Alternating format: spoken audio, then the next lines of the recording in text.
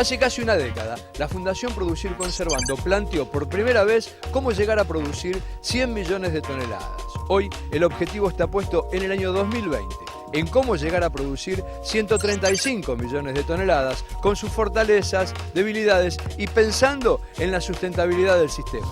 Bajo el lema "El futuro está en nosotros", se desarrolló el seminario de la Fundación Producir Conservando, que proyectó una visión de la Argentina para el año 2020. Bueno, básicamente en este año hubo una revisión de las proyecciones y en realidad lo que nos estábamos planteando es, bueno, por dónde viene la cosa o cómo se consolida, digamos, el tema productivo en Argentina. Nos planteábamos los 100 millones de toneladas que hacíamos referencia para el 2010, pero teníamos también una proyección al 2020 en torno a los 135 millones de toneladas. Y acá empiezan a aparecer una serie de elementos que nos hacen dudar sobre si en realidad son viables o no. Elementos relacionados básicamente con la estructura de producción. Estamos hablando de la canasta que maneja la Argentina con una fuerte incidencia del tema oleaginosos en detrimento de los cereales, con lo cual en alguna medida le resta sustentabilidad a todo el esquema.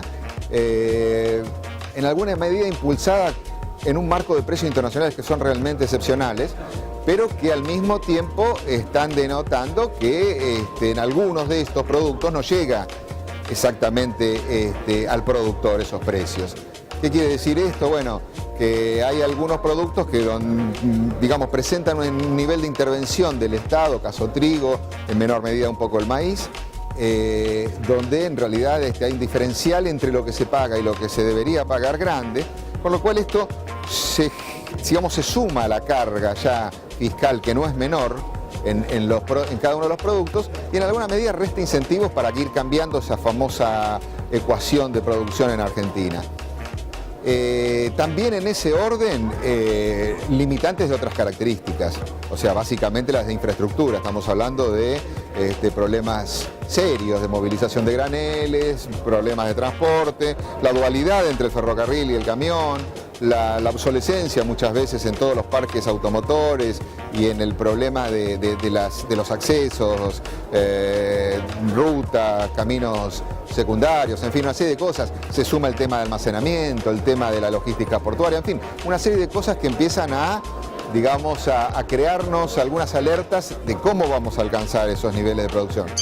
Yo diría que, hay dos componentes. Ahí por un lado tenemos el tema del área sembrada, ¿correcto? Obviamente está la productividad en el medio y finalmente la producción. Insisto, cuando llegamos al nivel final de la producción, entre lo estimado allá lejos en 2002 y 2010, estamos en niveles muy similares. Son los famosos 100 millones de toneladas. Quizás lo que cambia es un poco la canasta productiva y en alguna medida también la expansión que tienen los cultivos en materia de superficie. Lo que quizás estamos podemos haber pecado de una pequeña sobreestimación de área y una subestimación de tecnología. De todas formas, el mix es como que está bastante consolidado en ese nivel de volumen.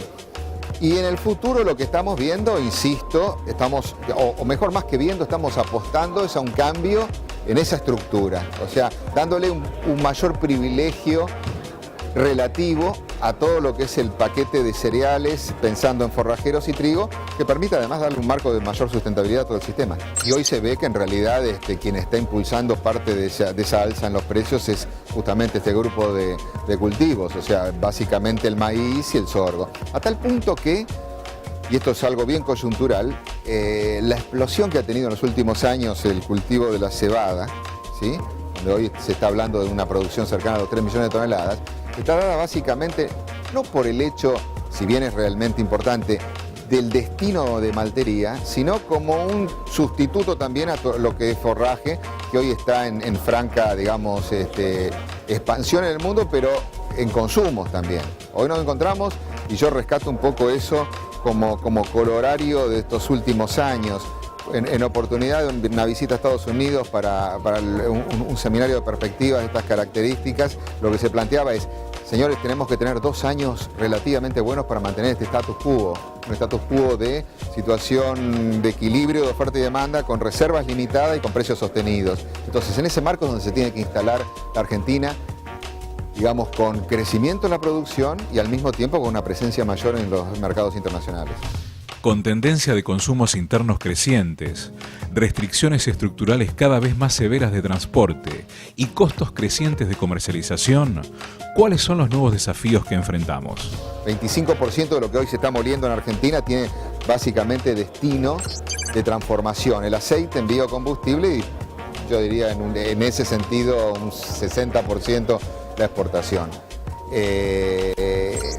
Deberíamos complementarlo, eso sí, con el tema forrajero.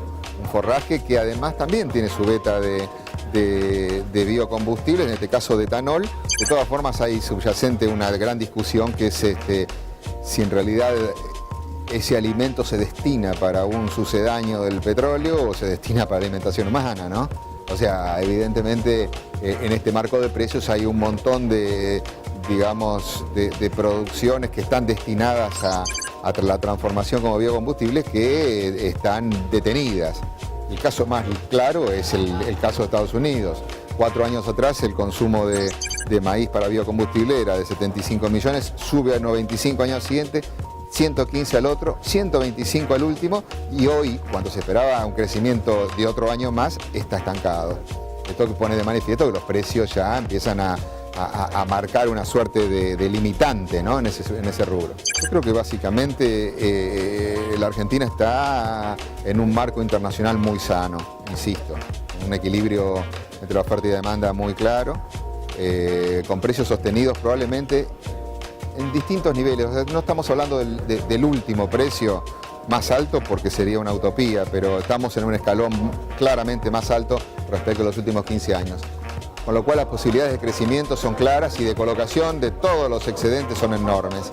El punto acá que creo que hay que trabajar bastante es en el aspecto de la rentabilidad final para el productor. Y esta ya diría que en un segundo plano la fiscal propiamente dicha, orientada básicamente en el tema de retenciones. Hoy más que nada hay que trabajar en estos diferenciales de precios que pasan a ser una carga, un nuevo costo argentino como lo llamamos nosotros, que en definitiva lo único que se traduce es un desincentivo para la producción.